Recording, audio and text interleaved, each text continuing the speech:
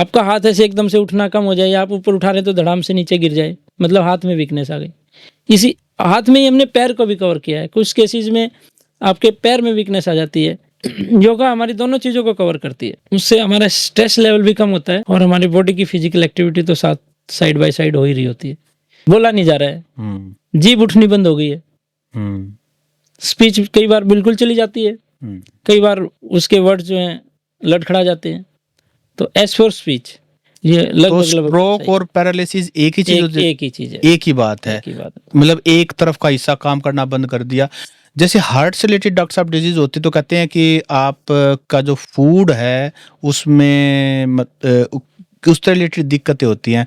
तो स्ट्रोक की क्या मतलब रीजंस क्या है? देखो, अगर आप इंडिया में नंबर की बात करें तो एक दिन में 5,000 से ज्यादा लोगों को स्ट्रोक आता है। 5,000 हर 20 से 30 सेकंड में एक आदमी को स्ट्रोक हो जाता है। 20 से 30 सेकंड में इतना कॉमन है? इतना कॉमन है कि एक मिनट में 2 से 3 लोगों को स्ट्रोक हो जाता है इंडिया में। जैसे डिमेंशिया जिसको हम बोलते हैं, वो जो गजनी वाला है जो भूल जाते हैं। हाँ, कि शॉर्ट टर्म मेमोरी लॉस, उसको 2 मिनट पहले की बात याद नहीं रहेगी। तो डॉक्टर साहब ऐसा होता है जो फिल्म में दिखाया गया है कि वो भूल जाता है आदमी, तो अपना नाम भी भूल जाता है, ऐसा होता है? ऐसा भी हो सकता है। देखो, न्यूरोलॉजिस्ट क्या होता है कि पहले हम एमबीबीएस की पढ़ाई करते हैं, उसके बाद हम फिजिशियन वाला एक एमडी मेडिसिन का 3 साल का कोर्स करते हैं। उसके बाद ये सुपर स्पेशलाइजेशन होती है न्यूरोलॉजी में। ये भी एक अलग से 3 साल का कोर्स होता है कि मेडिसिन में हम डिफरेंट ब्रांचेज होती हैं, जैसे कि हार्ट है, लीवर है, किडनी है और इन्फेक्शन है। ये अलग अलग पार्ट जो मेडिसिन वाला बंदा सब चीज़ें देखता है। लेकिन अब उसकी अगर सुपर स्पेशलाइजेशन हो जाता है और ब्रेन से रिलेटेड और नर्व से रिलेटेड पार्ट जो कवर करते हैं उसको हम न्यूरोलॉजिस्ट। नसों से रिलेटेड, ब्रेन से और नसों से रिलेटेड। तो डॉक्टर साहब आप काफ़ी लंबे समय से हम देख रहे हैं आपको, आप सेवाएं दे रहे हैं। पहले आप पीजीआई में रोहतक में भी थे, उसके बाद अब अपेक्स हॉस्पिटल में आप सेवाएं दे रहे हैं। तो बेसिकली आपके पास किस तरह के पेशेंट्स कॉमनली आते हैं, क्या शिकायत लेकर आते हैं? न्यूरोलॉजी में जो कॉमन बीमारियां हैं, सबसे कॉमन है एपिलेप्सी और हेडेक।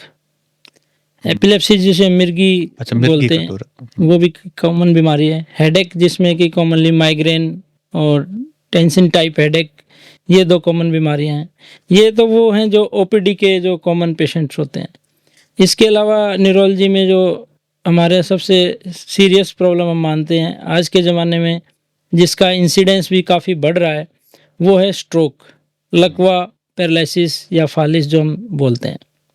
इसके अलावा भी बहुत सारी बीमारियां न्यूरोलॉजी में कवर होती हैं, जैसे कि कंपन की बीमारी, एसेंशियल ट्रेमर है, पार्किंसन बीमारी है, भूलने की बीमारी है, याददाश्त से रिलेटेड जैसे डिमेंशिया जिसको हम बोलते हैं, वो जो गजनी वाला है जो भूल जाते हैं। हाँ, कि शॉर्ट टर्म मेमोरी लॉस, उसको 2 मिनट पहले की बात याद नहीं रहेगी। तो डॉक्टर साहब ऐसा होता है जो फिल्म में दिखाया गया है कि वो भूल जाता है आदमी, तो अपना नाम भी भूल जाता है, ऐसा होता है? ऐसा भी हो सकता है। अब वो मतलब एडवांस लेवल का डिमेंशिया होता है या क्या होता है? डिमेंशिया देखो धीरे धीरे स्टार्ट होता है, फिर प्रोग्रेस करता रहता है टाइम के साथ साथ। क्या एज के साथ ये बढ़ता भी है? एज के साथ, एज रिलेटेड ही प्रॉब्लम है ये डिमेंशिया वाली। तो डॉक्टर साहब आपकी तो काफ़ी स्पेशलिटी है। हम आज आपसे चाहेंगे कि किसी भी एक चीज़ को लेकर के हम डिटेल्ड में बातचीत कर लें। देखो, आज के हम बात करें, जैसे सर्दियां हैं और वैसे भी आज का जो लाइफस्टाइल है उसमें जो स्ट्रोक है एक बहुत कॉमन बीमारी बन गई है न्यूरोलॉजी की। आप लोग देखेंगे कि आस पड़ोस में या अपने समाज में हम डेली किसी न किसी को स्ट्रोक, पैरालिसिस या लकवा हो जाता है। इसका इंसिडेंस आजकल बहुत बढ़ता जा रहा है। पिछले 10 सालों में इंसिडेंस ऑलमोस्ट डबल हो गया है पहले। कोई नंबर है अपने पास कोई कोट करने के लिए? नंबर बहुत ही डरावने हैं। अगर आप इंडिया में नंबर की बात करें तो एक दिन में 5,000 से ज़्यादा लोगों को स्ट्रोक आता है।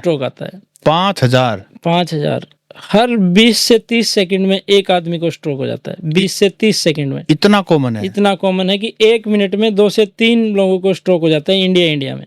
सिम्टम क्या होते हैं? स्ट्रोक, नसें फट जाने, इस तरह की बातें जो? हाँ, स्ट्रोक के मुख्यतः 2 टाइप होती हैं। 80 से 85% केसेज में स्ट्रोक जो होता है इस्चेमिक स्ट्रोक बोलते हैं, वो ब्रेन की जो ब्लड सप्लाई की आर्टरीज हैं वो ब्लॉक होने की वजह से होता है। उसमें जो ब्लड सप्लाई जा रहा है वो बंद हो जाती है। देसी भाषा में कहते हैं जी खून गाढ़ा हो गया और नस ब्लॉक हो गई। सुनता है, बहुत सुना। हाँ जी, हाँ जी। तो ये स्ट्रोक है। 10 से 15% केसेस में ही नस फटना है, ब्रेन हेमरेज होता है। मेन कारण जो है इसका स्ट्रोक का ब्लॉकेज है, इसको हम इस्चेमिक स्ट्रोक कहते हैं। सिम्टम्स दोनों में सेम ही आएंगे, चाहे वो नस फटे चाहे वो नस ब्लॉक हो, क्योंकि जिस एरिया की भी ब्लड सप्लाई, न्यूरॉन्स आप जानते हैं ब्रेन मास्टर ऑर्गन है। Every part of the body, हमारे शरीर का एक एक छोटे से छोटा अंग भी उसके कंट्रोल में है, न्यूरॉन्स के।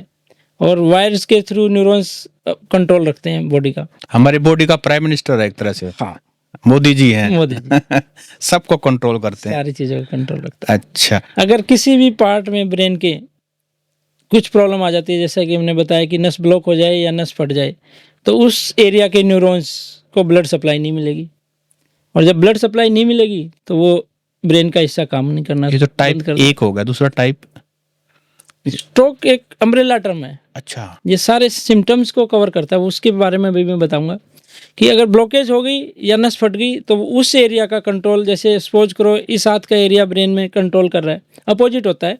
राइट हाफ ऑफ बॉडी को लेफ्ट हिस्सा कंट्रोल करता है, लेफ्ट को हमारा राइट हिस्सा कंट्रोल करता है ब्रेन में। अगर ब्रेन के राइट हिस्से में कोई प्रॉब्लम होगी तो उससे हमारा लेफ्ट साइड काम करना बंद कर देगा। अगर हाथ के हिस्से में प्रॉब्लम होगी तो हाथ काम करना बंद कर देगा। गांव में कहते हैं हवा लग गई, ये वही है कुछ? देसी भाषा में कुछ लोग यूज करते हैं कि हवा लग गई है, पैरालाइज हो गया है, तो ये लगभग स्ट्रोक और पैरालिसिस एक ही चीज, एक ही चीज है, एक ही बात है। मतलब एक तरफ का हिस्सा काम करना बंद कर दिया। जैसे हार्ट से रिलेटेड डॉक्टर साहब डिजीज होती तो कहते हैं कि आप का जो फूड है उसमें उससे रिलेटेड दिक्कतें होती हैं, तो स्ट्रोक की क्या मतलब रीजंस क्या है? देखो, पहले तो हम एक बार लक्षण जान लें। हाँ, क्योंकि इसमें लक्षणों को जानना बड़ा मुश्किल है। हार्ट अटैक में तो क्या है कि आजकल अवेयरनेस काफ़ी है, लक्षण एक ही है, पेन हार्ट अटैक का। वो चेस्ट में हो, लेफ्ट साइड में हो, तो हमें लगता है कि हार्ट अटैक हो सकता है। इसके अलावा भी कुछ अनकॉमन लक्षण हैं, घबराहट के अलावा और चेस्ट पेन के अलावा। कई बार पेन चेस्ट में ना होकर शोल्डर में हो जाता है, लेफ्ट साइड के, हाथ में हो सकता है, फेस पे हो सकता है, और नेक में भी हो सकता है। तो ये भी हार्ट अटैक के लक्षण है। हार्ट अटैक भी जैसे हार्ट की इमरजेंसी है, ऐसे ही स्ट्रोक ब्रेन की इमरजेंसी है। हार्ट अटैक में अगर आप टाइमली ट्रीटमेंट लेते हैं तो आपके बचने के चांसेस ज़्यादा हैं। ऐसे ही अगर स्ट्रोक में आपको लक्षण पता है, आप टाइमली ट्रीटमेंट लेते हैं, गोल्डन विंडो पीरियड होता है इसका 4 से 4.5 घंटे का, तो आपके रिकवरी के 70 to 80% चांसेस हैं। आप पैरालाइज होने से बच सकते हैं, आपका स्ट्रोक रिवर्स हो सकता है जो आपको सिम्टम्स आए हैं, और आपकी लाइफ तो बचने के चांसेस बढ़ ही जाते हैं, और उल्टा पैरालिसिस जो हुआ था वो भी रिवर्स होने के चांसेस 70% बढ़ जाते हैं अगर आप टाइमली ट्रीटमेंट लेते हैं तो। टाइमली ट्रीटमेंट, क्योंकि टाइम विंडो जैसा कि मैं बता रहा हूँ आपको कि 4.5 घंटे का ही है, और अगर 3 घंटे के अंदर आप ट्रीटमेंट लेते हैं तो और ज़्यादा चांसेस हैं रिकवरी के। इसलिए हमें सिम्टम्स जानना बहुत ज़रूरी है। तो सिम्टम्स को याद रखने के लिए एक वर्ड है, बी फास्ट। हाँ, अगर हम इसको याद कर लें तो हम सारे सिम्टम्स 90% से ज़्यादा स्ट्रोक के सिम्टम्स को कवर कर सकते हैं और इजीली रिमेंबर कर सकते हैं। बी फास्ट क्या होगा सर बी फास्ट? बी का मतलब है बैलेंस, बी फॉर बैलेंस। अगर अचानक बैलेंस लूज हो जाए बॉडी का, चलने में लड़खड़ाहट आ जाए और बंदा बैठने में भी एक तरफ गिरने लगे, मतलब बॉडी का बैलेंस गड़बड़ा गया, चक्कर आने लगे उसको, चक्कर आने लगे, तो बैलेंस अगर हुआ गड़बड़ हो गया है, होना चाहिए एक्यूटली, ऐसे नहीं धीरे धीरे 2, 4, 5, 10 दिन से, 1 मिनट के अंदर। स्ट्रोक के सिम्टम्स और हार्ट अटैक एकदम से आएंगे। 1 मिनट पहले बंदा बिल्कुल ठीक था, 1 मिनट के अंदर अंदर ही उसका बैलेंस गड़बड़ा गया, या 1 मिनट पहले उसका हाथ काम कर रहा था, एकदम से हाथ काम करना बंद कर गया। तो सबसे इंपॉर्टेंट है सडन ऑनसेट, एकदम से अचानक, आउट ऑफ ब्लू। आप बिल्कुल नॉर्मल थे, कोई सिम्टम नहीं थे, अचानक आपको सिम्टम्स आ गए, तो इट मीन्स 90% चांस है कि अगर वो ब्रेन रिलेटेड है तो वो स्ट्रोक ही निकलेगा। बी से बैलेंस, बी से balance. E for eyes, eyes में विजन आपका अचानक ब्लर हो गया, या एकदम से धुंधला दिखने लग गया, या एकदम से दिखाई देना ही बंद हो गया, सो ई फॉर आइज। देन आता है F, F for face. Commonly आपने सुना होगा मुंह टेढ़ा हो गया, बाका हो गया। हाँ, तो मुंह टेढ़ा हो जाए, चेहरा एक तरफ को ड्रूप कर जाए ऐसे, तो ये F for face paralysis. Then A आता आर्म के लिए, आपका हाथ ऐसे एकदम से उठना कम हो जाए, आप ऊपर उठा रहे तो धड़ाम से नीचे गिर जाए, मतलब हाथ में वीकनेस आ गई। इसी हाथ में ही हमने पैर को भी कवर किया है। कुछ केसेस में आपके पैर में वीकनेस आ जाती है, तो पैर वजन लेना बंद कर देता है, पेशेंट को चलने में दिक्कत आने लगती है। तो ए में इंक्लूड हो गया हैंड भी और लेग भी। Then S for speech. अच्छा, तुतलाना एकदम से। हाँ, जैसे कहते हैं ना कि आवाज लड़खड़ा गई जी, हाँ, बोला नहीं जा रहा है, जीभ उठनी बंद हो गई है, स्पीच कई बार बिल्कुल चली जाती है, कई बार उसके वर्ड जो हैं लड़खड़ा जाते हैं। तो S for speech. Then T is time. Then समझो time is very very important. जो विंडो पीरियड आपने बताया, हाँ, इतना इंपॉर्टेंट है कि 1 मिनट में ब्रेन की 19 लाख न्यूरॉन्स डाई हो जाते हैं, डेथ हो जाती है। अगर आपका ट्रीटमेंट 1 मिनट पहले शुरू हो जाए और 1 मिनट बाद शुरू हो, तो उसमें भी सत्संग भाई 19 लाख न्यूरॉन्स।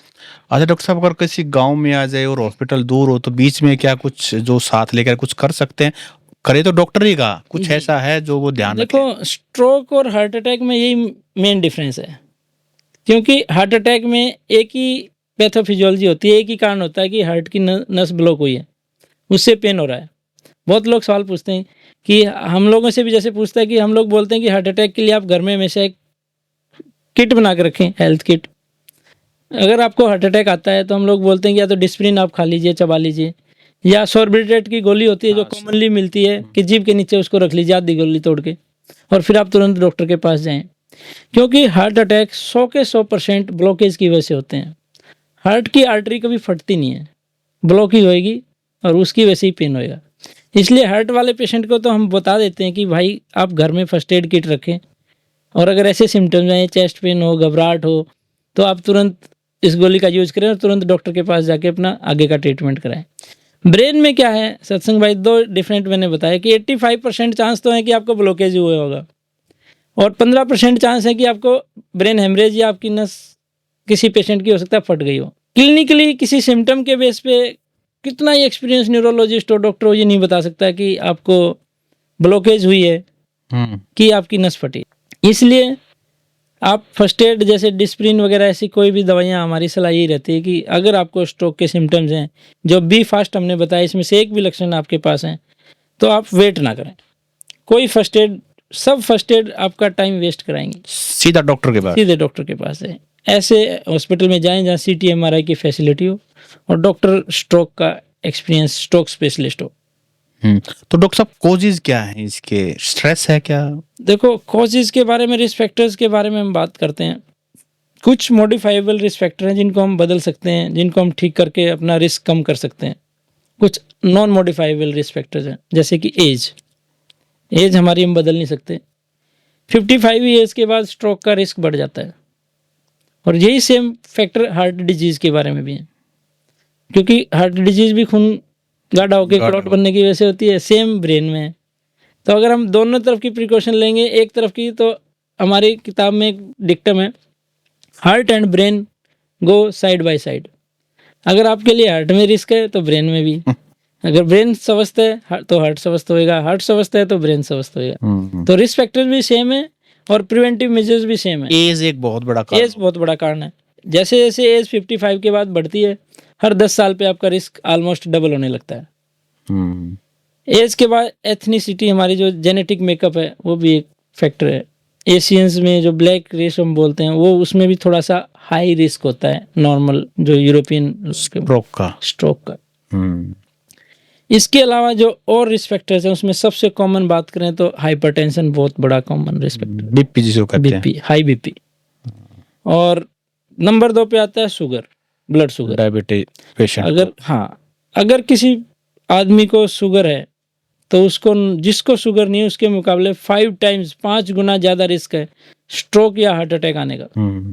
और स्ट्रेस भी कोई कारण है, लाइफस्टाइल, स्ट्रेस भी एक बहुत बड़ा कारण है आज की लाइफस्टाइल में।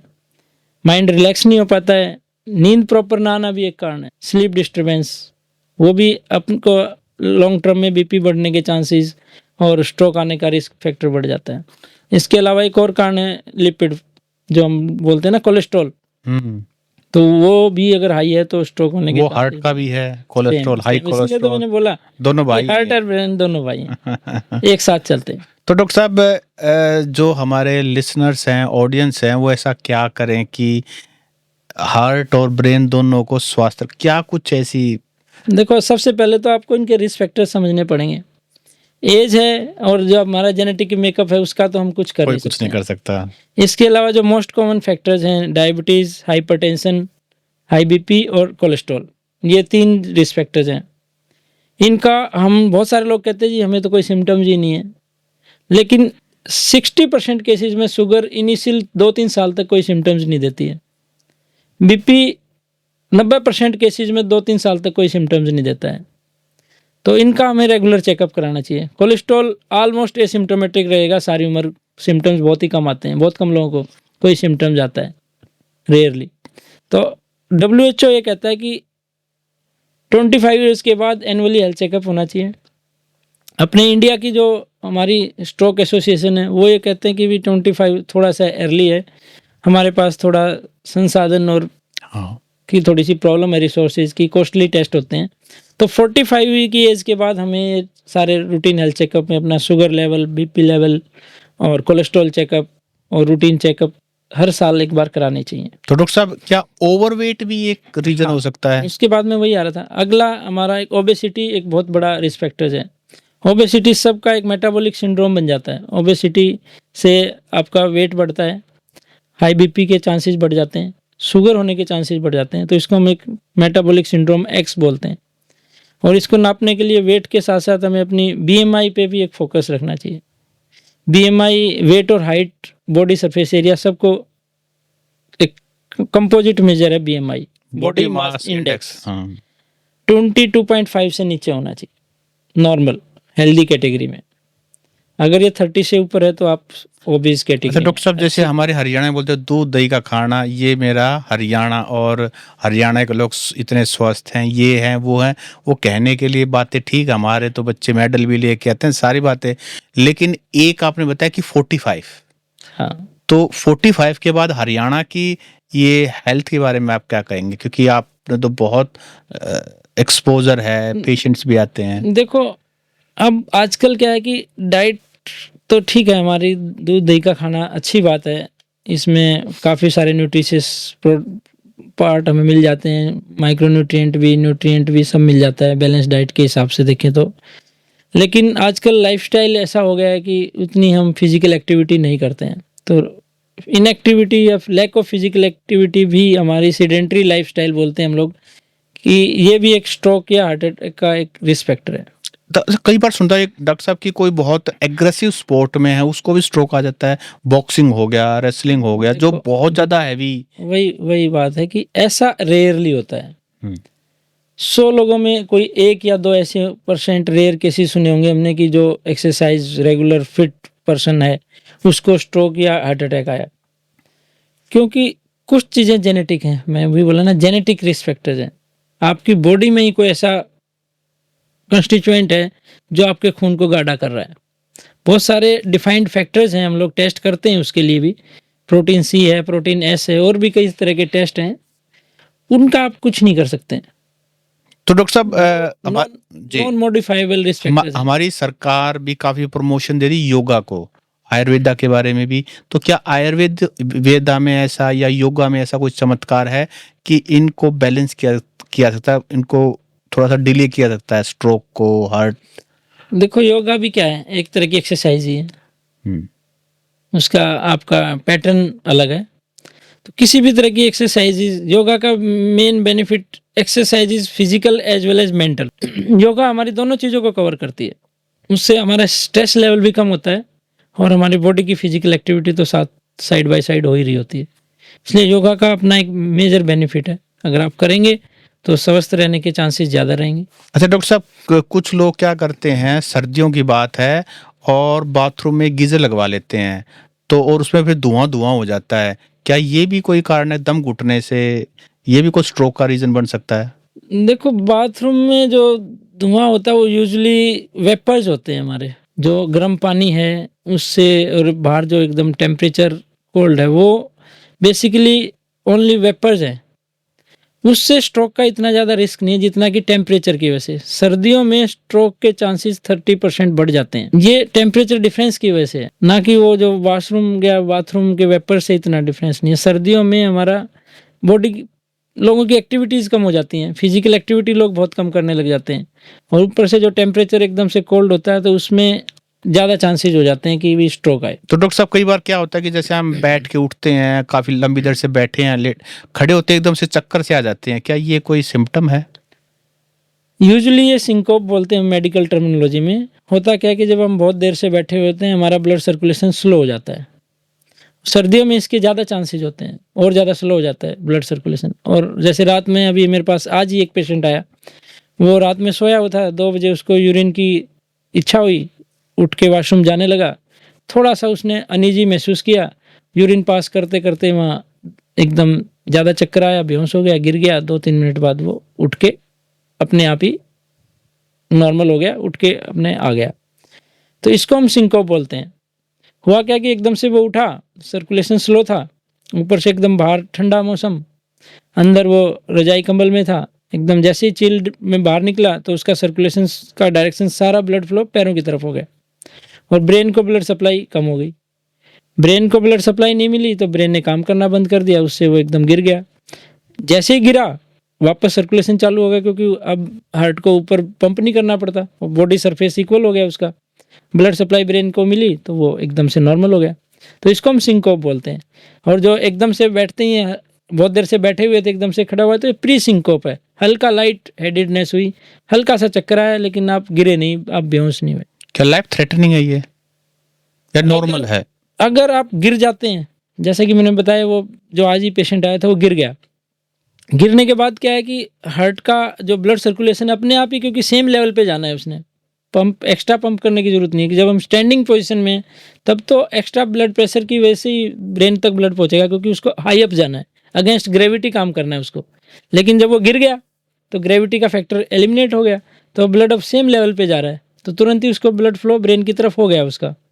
इसलिए आपने सुना होगा कि कई बार हम लोग बताते हैं कि इसके पैर ऊंचे कर दो, ये गिर के बेहोश हुए तो तुरंत पैरों को ऊपर उठा देते हैं हम।